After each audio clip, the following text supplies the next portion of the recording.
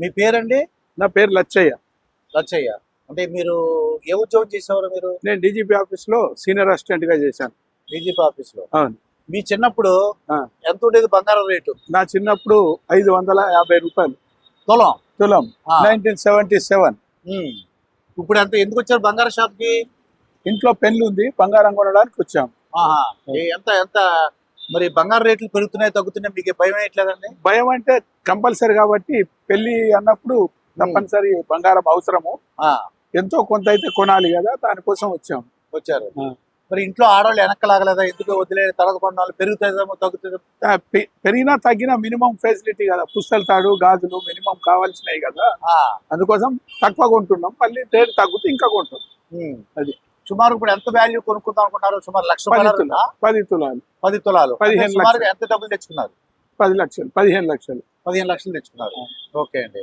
అయితే ఈ 15 లక్షలు గోపుకుని ఎక్కువ రేట్ అని తక్కువ రేట్ అని బాధపడతారా ఏమన్నా? ఏం బాధపడడం ఎందుకుంటది, అది పెళ్లి కోసం తీసుకునేది, బాధ ఎందుకుంటది? బిజినెస్ చేస్తే బాధపడాలి, అది కొని పెడితే దిగితే పెరిగితే బాధపడాలి. ఇది పెళ్లి కదా, దిస్ ఈజ్ అన్ అకేషన్. అవును. అట్లా అకేషన్ కు తీసుకున్నప్పుడు బాధ అనేది ఉంటది. ఒక అసెట్ ను కొన్నప్పుడు ఈ రోజు రేటు రేపు రేటు ఉంటది. పెళ్ళాం మీద బంగారానికి లెక్క ఎట్లేస్తాం, కొన్న ఇంటికి లెక్కేస్తామా? ఏం కదా, ఇది ఎసెన్షియాలిటీ. అంటే బంగారం ఎసెన్షియాలిటీ అంటే తినము, బట్ ఇది పెళ్లికి ఇంపార్టెంట్ కాబట్టి కొనడం తప్పనిసరి. ఎందుకు ఇలా రేట్లు ఎక్కువ అవుతున్నాయి తక్కువ? ఎందుకు డాలర్ తో కంపారిజన్ చేసినప్పుడు ఇదంతా ట్రంప్ యొక్క పరిపాలనతో ఇలా జరుగుతుంది.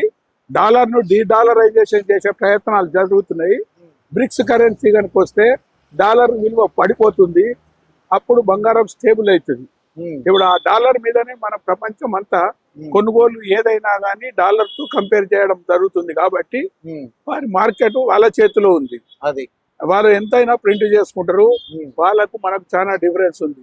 మన దగ్గరనేమో ద్రవ్యోల్బణాన్ని బట్టి అవసరాన్ని బట్టి ప్రింటింగ్ జరుగుతుంది, వాడు డామినేట్ చేస్తాడు కంట్రీ కాబట్టి అది ఉండదు.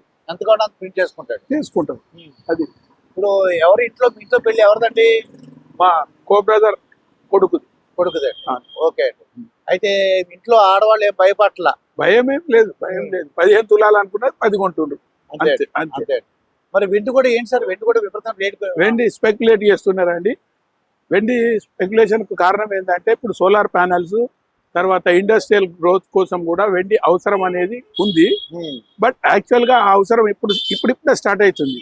దీన్ని 5 సంవత్సరాలు డిస్కౌంట్ చేసి ఆల్రెడీ మార్కెట్ లో స్పెక్యులేట్ చేశారు, అందుకే తొందరగా పడిపోయింది. అది ఎక్కడో స్టేబుల్ అవుతుంది, 1,20,000 1,30,000 మీద స్టేబుల్ అవుతుంది మా అంచనా. ఎందుకంటే నేను షేర్ మార్కెట్ బిజినెస్ చేస్తా కాబట్టి. ఇప్పుడు యాక్చువల్ గా ఏంటంటే 2,60,000 ఎంతో ఉంది. 2,30,000 ఈ రోజు 2,30,000 ఉంది. 2,30,000 ఉంది. అవును.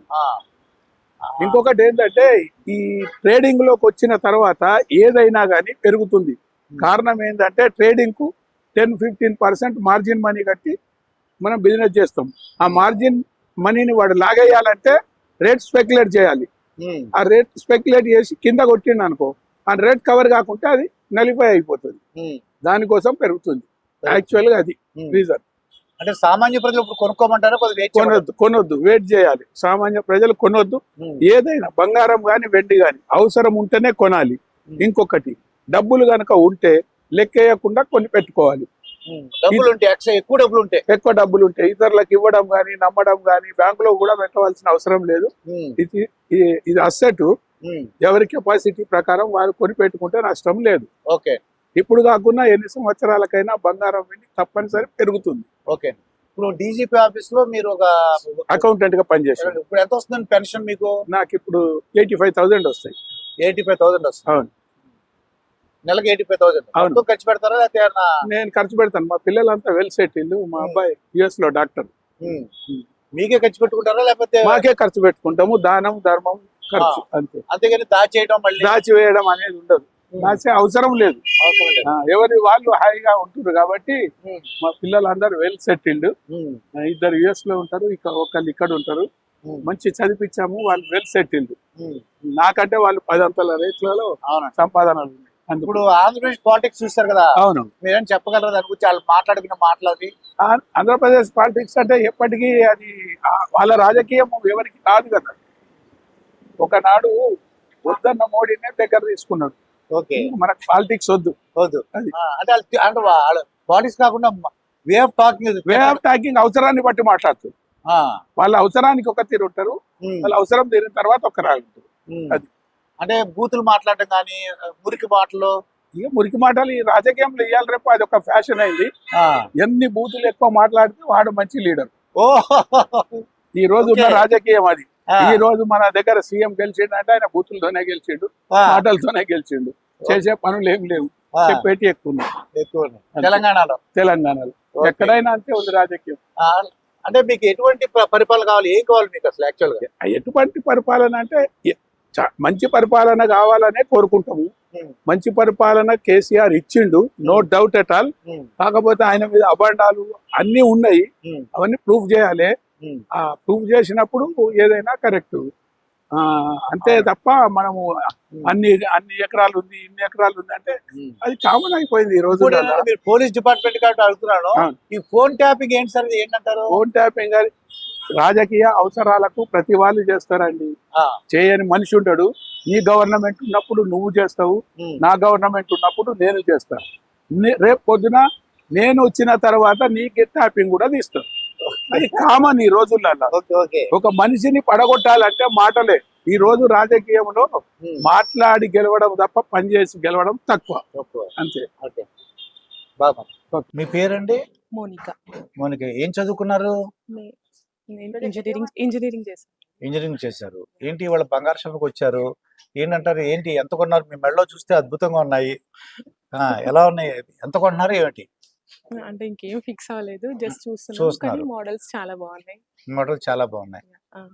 అయితే మరి బంగారు రేట్లు పెరుగుతున్నాయి, తగ్గుతున్నాయి, వెండి రేట్లు పెరుగుతాయి, ఎందువల్ల అంటారు? మీకైనా ఐడియా ఉందా? మీరేమైనా భయపడుతున్నారా? అలా భయం ఏం లేదు, బట్ పెరుగుతున్నాయి. బట్ ఇప్పుడు కొంచెం డిక్రీజ్ అయింది కాబట్టి కొనాల్సింది కంపల్సరీ కాబట్టి తప్పదు. ఇంకా పెరిగినా పెరగకుండా కొనాల్సిందే కదా, అవసరం.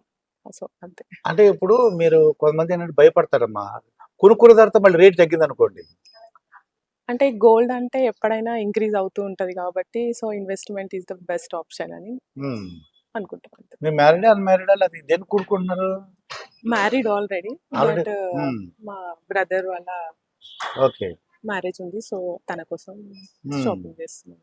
అసలు ఎందువల్ల మీకు ఏమైనా ఐడియా ఉంది? ఎందుకు రేట్లు పెరుగుతుంది తగ్గదు అనిపిస్తుంటది ఎప్పుడన్నా? ఐడియా లేదు. ఓకే. తర్వాత మీకైతే ఇప్పుడు ఎంత బంగారం కొనుక్కుందాం అనుకుంటున్నారు ఈ రోజు? ఈ రోజు అయితే నార్మల్ గా 20 to 15 అలా. అంటే డబ్బులతో చెప్పండి, డబ్బులు ఎన్ని లాక్స్ అంటారు? 20 lakhs, 15 lakhs? ఇంకెక్కువ అవుతాయి. ఇంకెక్కువ అవుతాయా? 20 lakhs వరకు. ఓకే అండి. మరి తక్కువగా అంటే ఒకవేళ వెండి కూడా ఎందుకు అవుతున్నాయి అని ఐడియా ఉందంటారా? వెండి కూడా మేబీ ఇప్పుడు ఈ ప్రపంచ యుద్ధాలు ఒకటి జరుగుతున్నాయి, ట్రంప్ కూడా వచ్చాడు, వాటి వల్లనే ఇంక్రీజ్ అవుతున్నాయి రేట్స్, అంతే. అందరు స్టోర్ చేసుకుంటున్నారు కాబట్టి దాని వల్ల ఇంక్రీజ్ అవుతున్నాయండి. ఇంక్రీజ్ అవుతుంది. ఓకే. మరి ఏ నగలు సెలెక్ట్ చేశారు మీరు ఇవాళ?